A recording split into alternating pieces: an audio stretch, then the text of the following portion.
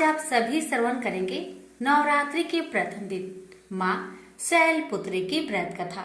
इस दिन घट स्थापना होती है और माँ दुर्गा के शैलपुत्री स्वरूप की पूजा की जाती है। माता शैलपुत्री हिमालय की पुत्री है, इसलिए उन्हें सफेद रंग प्रिय है। साथ ही उन्हें गाय के घी से तैयार भोग लगाना शुभ माना जाता है। नवरात्रि के पहले दिन माँ शैलपुत्री की पूजा के बाद भोग में गाय के घी से बना हलवा, रबड़ी या मावा के लड्डू का भोग लगा सकते हैं। माँ दुर्गा को सर्वप्रथम शैलपुत्री के रूप में पूजा जाता है। हिमालय के वहां पुत्री के रूप में जन्म लेने के कारण उनका नामकरण हुआ शैलपुत्री। इनका वाहन वृषभ है, इसलिए यह देवी वृषरूढ़ा के नाम से भी जानी जाती है। इस देवी ने दाएं हाथ में त्रिशूल धारण कर रखा है और बाएं हाथ में कमल सुशोभित है। यही देवी प्रथम दुर्गा है। यही सती के नाम से भी जानी जाती है। उनकी एक मार्मिक कहानी है। एक बार जब प्रजापति ने यज्ञ किया तो इसमें सारे देवताओं को निमंत्रित किया, भगवान शंकर को नहीं। सती यज्ञ में जाने के लिए विकल हो उठी। शंकर जी ने उन्हें कहा कि सारे देवताओं को निमंत्रित किया गया है, उन्हें नहीं, ऐसे में वहां जाना उचित नहीं है। सती का प्रबल आग्रह देखकर शंकर जी ने उन्हें यज्ञ में जाने की अनुमति दे दी। सती जब घर पहुंची तो सिर्फ माँ ने ही उन्हें स्नेह किया।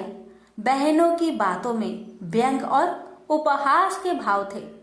भगवान शंकर के प्रति भी तिरस्कार का भाव है। दक्ष ने भी उनके प्रति अपमानजनक वचन कहे। इससे सती को कलेश हुआ। वे अपने पति का यह अपमान न सह सकी। यज्ञ अग्नि द्वारा अपने को जलाकर भस्म कर लिया। इस दारुण दुख से व्यतीत होकर शंकर भगवान ने उस यज्ञ का विध्वंस करा दिया। यही सती अगले जन्म में शैलराज हिमालय की पुत्री के रूप में जन्मी और शैलपुत्री कहलाई। पार्वती और हेमवती भी इसी देवी के अन्य नाम है। शैलपुत्री का विवाह भी भगवान शंकर से हुआ। शैलपुत्री शिव जी की अर्धांगिनी बनी। इनका महत्व और शक्ति अनंत है। प्रेम से बोलिए शैलपुत्री माता की जय। दर्शान एक बहुत ही सुंदर और वैभवपूर्ण राज्य था।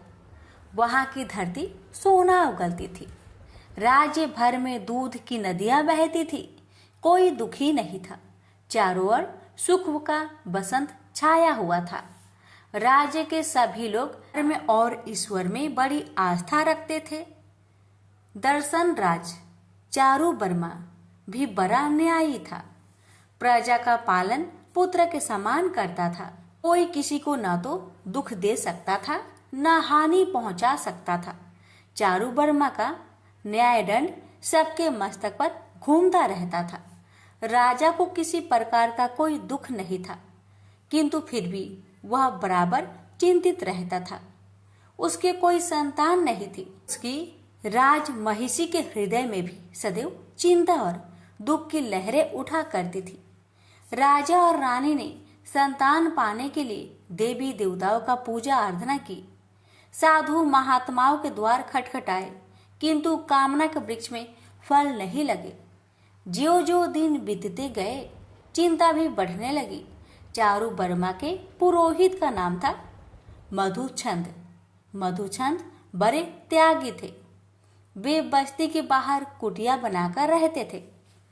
थोड़ी सी भूमि थी, उसी में वे अन्न उपजाते थे और जो कुछ पैदा होता था उसी से अपना जीवन निर्वाह करते थे।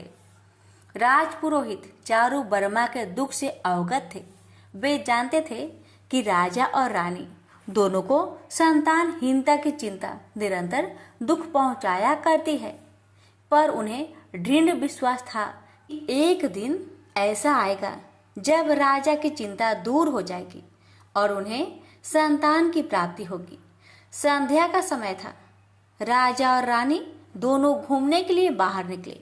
दोनों घूमते घूमते राज पुरोहित की कुटिया के द्वार पर जा पहुंचे।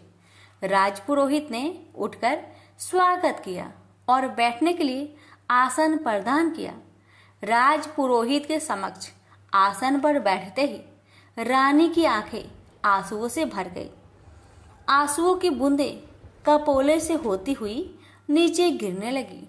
राजपुरोहित ने रानी की ओर देखते हुए प्रश्न किया, क्या बात है महारानी, आपके नेत्र से अश्रु बूंदें क्यों गिर रही है? रानी ने भरे हुए कंठ से कहा, राजपुरोहित जी, आप तो सब कुछ जानते हैं। रानी की बात सुनकर राजपुरोहित विचारों के सागर में डूब गए। वे कुछ क्षणों तक सोचते रहे, फिर बोले, महारानी आप चिंता ना करें, आप भगवती दुर्गा की आराधना करें।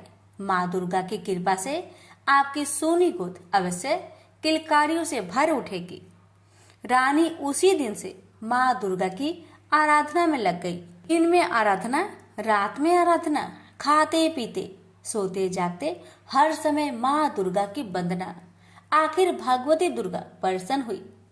सपने में प्रकट होकर बोली, मैं तुम पर प्रसन्न हूँ, मांगो क्या चाहिए। रानी ने सजल नयन से उत्तर दिया, माँ मेरी गोद सुनी है, मुझ पर कृपा करो। भगवती दुर्गा का हृदय दया से उमड़ उठा। उन्होंने रानी के मस्तक पर हाथ रखते हुए कहा, पुत्री तुम्हारी कामना अवश्य पूरी होगी। माँ दुर्गा के आशीर्वाद से रानी की कोख से एक पुत्री ने जन्म लिया। जिस प्रकार बसंत के आगमन से उजड़ी हुई वाटिका खिलखिला उठती है, बालिका के जन्म से रानी और राजा के जीवन में नई बहार आ गई।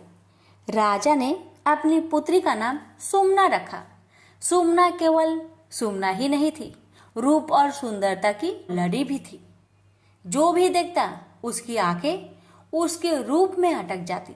सुमना धीरे धीरे वय की सीढ़ियां लांघने लगी। वह विवाह के योग हुई। उसके रूप और सौंदर्य की मधु गंध चारों ओर छिटक पड़ी। देश विदेश के राजकुमार उसे पाने के लिए ललचा उठे। वर्मा ने सुमना के विवाह का स्वयंवर रचा। देश विदेश के राजकुमार स्वयंवर में आए। सबने मन में सुमना को पाने की अभिलाषा ज्वार की तरह उठ रही थी। सुमना हाथ में बरमाला लिए स्वयंवर मंडप में घूमने लगी। उस्मान ने सोचा कि सुमना उसी के गले में बरमाला डालेगी। महानाद ने भी सोचा कि सुमना उसी को स्वीकार करेगी, पर सुमना ने न तो बसपुमान के गले में बरमाला डाली, न उसने महानाद को ही स्वीकार किया। वह वैवस्वत मनु के पोते दम कुमार को देखकर मुस्कुराई। देखते ही देखते उसके गले में बरमाला डाल दी। दम कुमार बारात लेने अपने राज्य में चला गया, पर उसके आने से पूर्व ही बसपुमान और महानाद ने सुमना का अपहरण कर लिया। वे उसे एक वन में ले गए और कड़े पहरे में रखकर उसे अपनी पत्नी बनाने के लिए विवश करने लगे। उधर जब दम कुमार बारात लेकर आया तो सुमना के अपहरण के बारे में मालूम हुआ कि भुजाएं भड़क उठी। घोड़े पर सवार हो वह सुमना की खोज में निकल पड़ा। वह घोड़े को बेग से दौड़ाता हुआ वन में उस जगह जा पहुंचा जहां सुमना कड़े पहरे में रखी हुई थी। दम कुमार हाथ में खड़क लेकर बसपुमान और महानाद पर टूट पड़ा। भयंकर युद्ध होने लगा। दम कुमार अकेला था। उधर वपुष्मान और महानाद के साथ थे।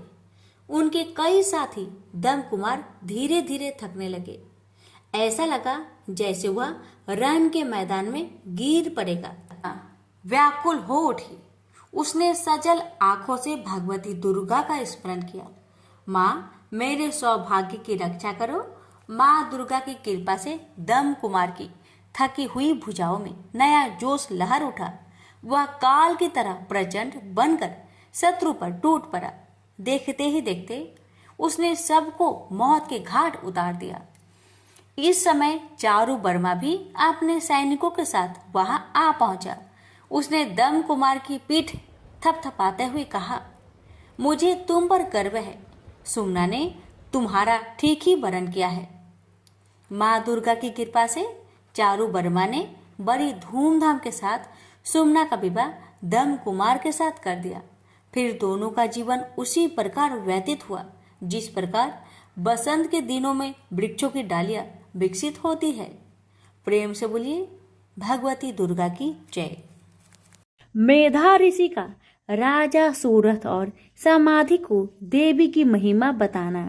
महर्षि मार्कंडेय बोले, सूर्य के पुत्र स्वर्णी की उत्पत्ति की कथा विस्तार पूर्वक कहता हूँ, सुनो। स्वर्णी महामाया की कृपा से जिस प्रकार मनवंतर के स्वामी हुए उसका हाल भी सुनो। पहले स्वरोचिष नामक मनवंतर में चैत्र में उत्पन्न हुए सूरथ नाम के एक राजा थे। सारी पृथ्वी पर उनका राज्य था। वह प्रजा को अपने पुत्र के समान मानते थे। तो भी कोला विध्वंसी नाम के क्षत्रिय उनके शत्रु बन गए। दुष्टों को दंड देने वाले राजा सूरथ की उनके साथ लड़ाई हुई। कोला विध्वंसियों की संख्या में कम होने पर भी राजा सूरथ युद्ध में उनसे हार गए। तब वह अपने नगर में आ गए। केवल अपने देश का राज्य ही उनके पास रह गया और वह उसी देश के राजा होकर राज्य करने लगे। किंतु उनके शत्रुओं ने उन पर वहां भी आक्रमण किया। राजा को बलहीन देखकर उसके दुष्ट मंत्रियों ने राजा की सेना और खजाना अपने अधिकार में कर लिया। राजा सूरथ अपने राज्याधिकार को हार कर शिकार खेलने के बहाने घोड़े पर सवार होकर वहां से एक भयंकर वन की ओर चले गए। उस वन में उन्होंने महर्षि मेधा का आश्रम देखा। वहां महर्षि अपने शिष्यों तथा मुनियों से सुशोभित बैठे हुए थे और वहां कितने ही हिंसक जीव परम शांति भाव से रहते थे। राजा सूरथ ने महर्षि मेधा को प्रणाम किया और महर्षि ने भी उनका उचित सत्कार किया। राजा सूरथ महर्षि के आश्रम में कुछ समय तक ठहरे। अपने नगर की ममता के आकर्षक से राजा अपने मन में सोचने लगे, पूर्व काल में पूर्वजों ने जिस नगर का पालन किया था वह आज मेरे हाथ से निकल गया। मेरे दुष्ट एवं दुरात्मा मंत्री मेरे नगर की अब धर्म से रक्षा कर रहे होंगे या नहीं। मेरा प्रधान हाथी जो कि सदा मद की वर्षा करने वाला और सुरवीर था, मेरे बीमारियों के बस में होकर न जाने क्या दुख भोग रहा होगा। मेरे आज्ञाकारी नौकर जो मेरी कृपा से धन और भोजन पाने से सदैव दुखी रहते थे और मेरे पीछे पीछे चलते थे, वह निश्चय ही दुष्ट राजाओं के अनुसरण करते होंगे तथा मेरे दुष्ट एवं दुरात्मा मंत्रियों द्वारा व्यर्थ ही धन को व्यय करने से मेरा सचित किया हुआ मेरा खजाना एवं दिन जरूर खाली हो जाएगा। इस प्रकार ही बहुत सी बातें सोचता हुआ राजा निरंतर दुखी रहने लगा। एक दिन राजा सूरथ ने महर्षि मेधा के आश्रम के निकट एवं वैश्य को देखा। राजा ने उससे पूछा, भाई तुम कौन हो? यहाँ तुम्हारे आने का क्या कारण है और तुम मुझे शोकाग्रस्त अनमने से दिखाई देते हो, इसका क्या कारण है? राजा के यह नम्र वचन सुन वैश्य ने महाराज सूरथ को प्रणाम करके कहा, हे राजन, मेरा नाम समाधि है। मैं धनियों के कुल में उत्पन्न एक वैश्य हूँ। मेरे दुष्ट स्त्री पुत्राधिकों ने लोभ से मेरा सब धन छीन लिया है और मुझे घर से निकाल दिया है। मैं इस तरह से दुखी होकर इस वन में चला आया हूँ और यहाँ रहता हुआ इस बात को भी नहीं जानता कि अब घर में इस समय कुशल है या नहीं। यहाँ मैं अपने परिवार का आचरण संबंधी कोई समाचार भी नहीं पा सकता कि वह घर में इस समय कुशल पूर्वक है या नहीं। मैं अपने पुत्र के संबंध में ये भी नहीं जानता कि वह सदाचारी है या दुराचार में फंसे हुए हैं। राजा बोले, जिस धन के लोभी स्त्री पुत्रों ने तुम्हें घर से निकाल दिया है, फिर भी तुम उसी का चित्त में उनसे प्रेम करते हो। वैश्या ने कहा, मेरे विषय में आपका ऐसा कहना ठीक है, किंतु मेरा चित्त इतना कठोर नहीं है। यद्यपि उन्होंने धन के लोभ में पकड़कर प्रीत स्नेह को त्याग कर मुझे घर से निकाल दिया है, तो भी मेरे मन में उनके लिए कठोरता नहीं आती। महामते, मेरा मन फिर भी उनमें फंस रहा है। इस बात को जानता हुआ भी मैं नहीं जान रहा मेरा चित्त उनके लिए दुखी क्यों है। मैं उनके लिए लंबी लंबी सांसें ले रहा हूँ। उन लोगों में प्रेम नाम मात्र का भी नहीं है, फिर भी ऐसे निस्नेहियों के लिए मेरा हृदय कठोर नहीं होता। महर्षि मार्कंडेय ने कहा, ब्राह्मण। इसके पश्चात महाराज सूरत और वह वैश्य दोनों महर्षि मेधा के समीप गए और लोग न्याय संभाषण करके दोनों ने वार्ता आरंभ की। राजा बोले, भगवान, मैं आपसे एक बात पूछना चाहता हूँ, सो आप कृपा करके मुझे बताए। मेरा मन मेरे अधीन नहीं है, इससे मैं बहुत दुखी हूँ। राज्य धन आदि की चिंता अभी तक मुझे बनी हुई है और मेरी यह ममता अज्ञानियों की तरफ बढ़ती जा रही है। और यह समाधि नामक वैश्य भी अपने घर से अपमानित होकर आया है। इसके सज्जनों ने भी इसे त्याग दिया है। सज्जनों से त्याग हुआ भी यह उनसे हार्दिक प्रेम रखता है। इस तरह हम दोनों ही दुखी हैं। हे महाभाग, उन लोगों के अवगुणों को देखकर भी हम दोनों के मन में उनके लिए ममता जनित आकर्षक उत्पन्न हो रहा है। हमारे ज्ञान रहते हुए भी ऐसा क्यों है? अज्ञानी मनुष्य की तरह हम दोनों में यह मूर्खता क्यों है? महर्षि मेधा ने कहा, विषय मार्ग का ज्ञान सब जंतुओं को है। सबों के लिए विषय पृथक पृथक होते हैं। कुछ प्राणी दिन में नहीं देखते और कुछ रात को, परंतु कोई जीव ऐसे हैं जो दिन तथा रात दोनों में देख सकते हैं। यह सत्य है कि मनुष्य में ज्ञान प्रधान है, किंतु केवल मनुष्य ही ज्ञानी नहीं होता। पशु पंछी आदि भी ज्ञान रखते हैं। जैसे यह पशु पंछी ज्ञानी है, वैसे ही मनुष्यों का ज्ञान है और ज्ञान मनुष्यों में है, वैसे ही पशु पंछियों में है तथा अन्य बातें भी दोनों में एक जैसी पाई जाती है। ज्ञान होने पर भी इन पंछियों की ओर देखो कि अपने भूख से पीड़ित बच्चों की चोंच में कितने प्रेम से अन्न के दाने डालते हैं।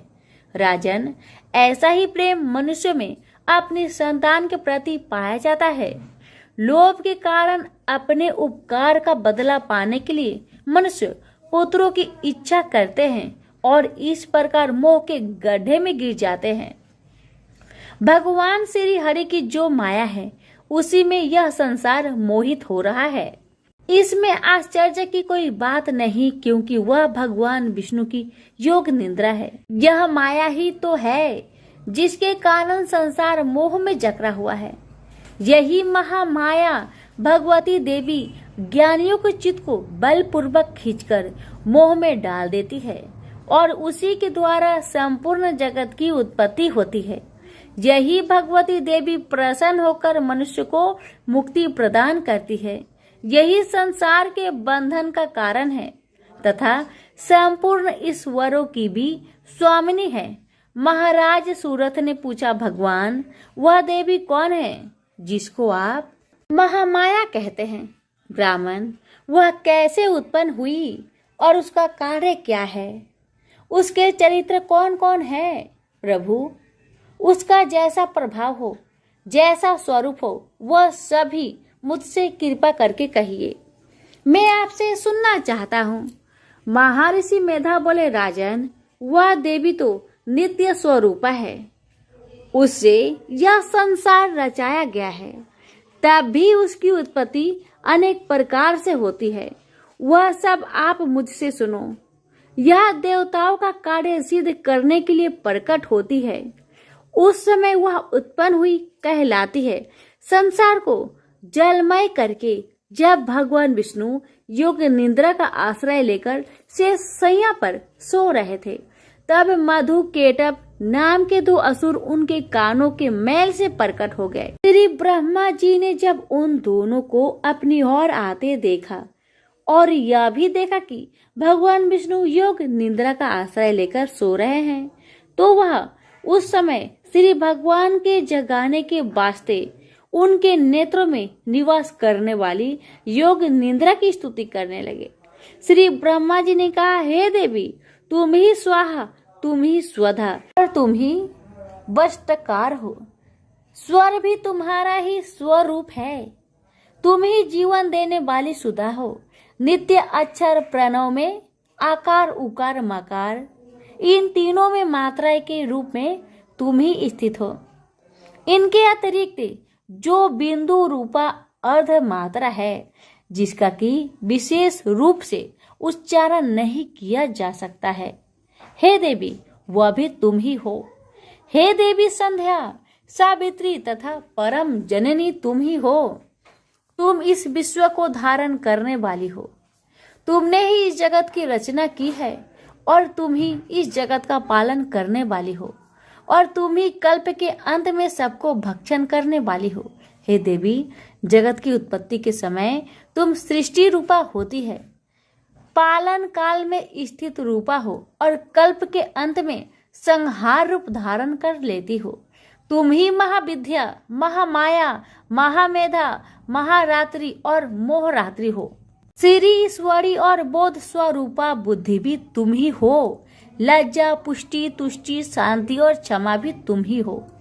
तुम खंड धारिणी, शूल धारिणी, घोर रूपा तथा गदा, चक्र, शंख और धनुष को धारण करने वाली हो। बाण, भुसुंडी और पडिगी यह भी तुम्हारे ही अस्त्र है। तुम सौम्य और सौम्यंतर हो। यही नहीं बल्कि जितनी भी स्वयं तथा सुंदर वस्तुएं इस संसार में है, उनसे सबसे बढ़कर सुंदर तुम हो। पर और अपर सबसे परे रहने वाली सुंदर ही तुम हो। हे स्वर्ग रूपे देवी, जो भी सत असत पदार्थ है और उनमें जो शक्ति है वह तुम ही हो।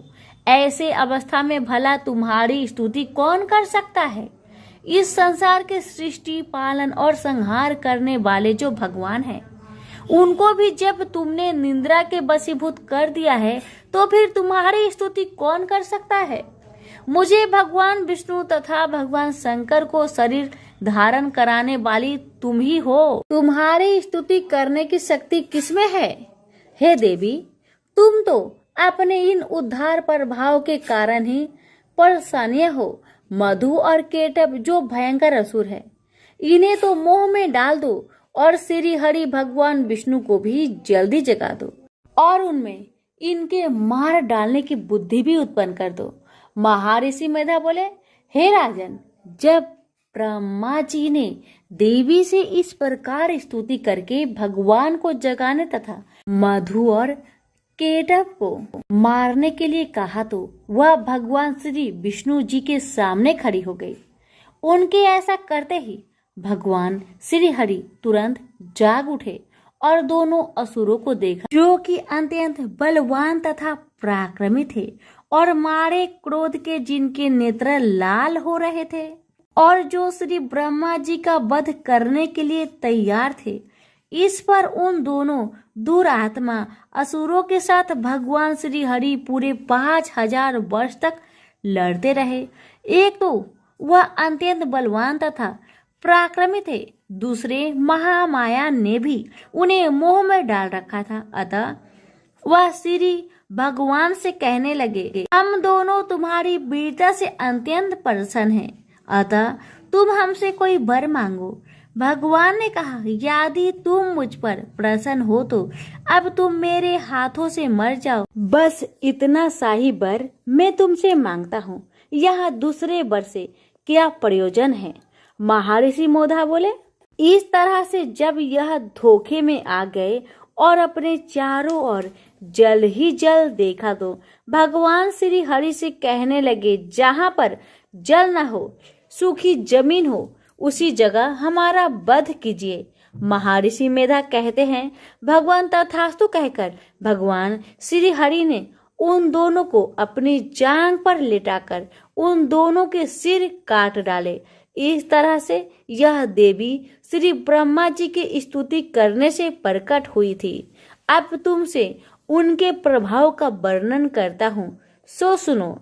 प्रेम से बोलिए माता रानी की जय। एक बार गणेश जी ने पृथ्वी के मनुष्य की परीक्षा लेने का विचार किया। वे अपना रूप बदलकर पृथ्वी पर भ्रमण करने लगे। उन्होंने एक बालक का रूप बना लिया।